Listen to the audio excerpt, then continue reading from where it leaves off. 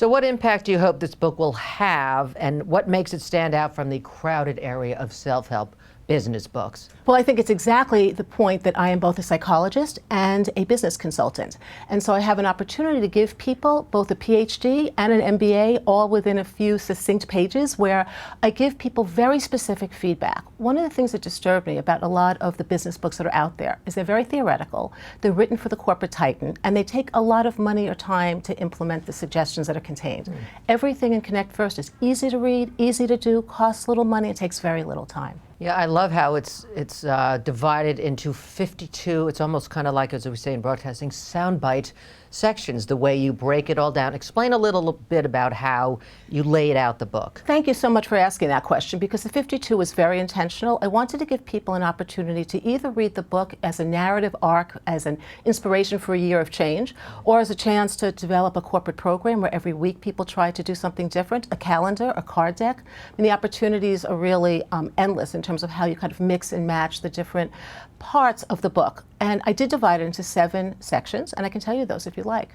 Let's hear it. Okay, so the book actually begins with the basics. Get respect by being respectful of others. And so in many instances, people take being polite as a superficial nicety if you can have it.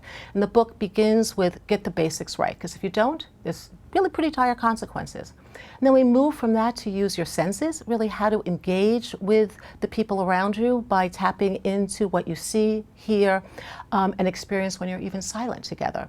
And then I help people become a magnet. It's about you. How do you present? How do you be the person that people want to be with? From that, we move to it's about them. How do you grow loyalty? How are you a better person to your team and the people around you? Then how do you clear conflict?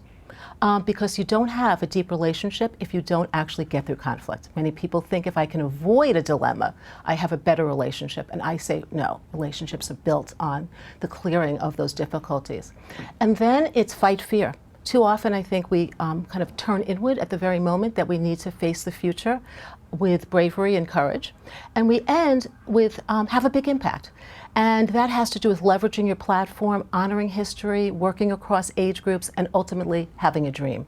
So I start with what sounds like very basic material, smile, and I end with really the big stuff. Have a dream, make it come true, and have the people around you that want to support you. So it's more like it's a reference, a handy reference guide almost, instead of saying, oh my God, I'm going to sit down and read all 52 chapters. Absolutely. But people all of a sudden they can have something going on at work and say, wait a minute, let me check this book.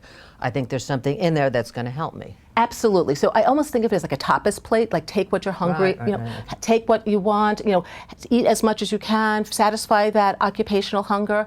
I even think about people putting a bookmark in it and leaving it for a coworker and saying, here, check out this section on share information, because you might get some tips here. Or when someone's in a mentoring situation, to be able to say, these 2 chapters would be really good for us to discuss together. So I hope that people will buy the book and see it as like their guide throughout their career, because it's written for people at every point in the continuum of their work journey.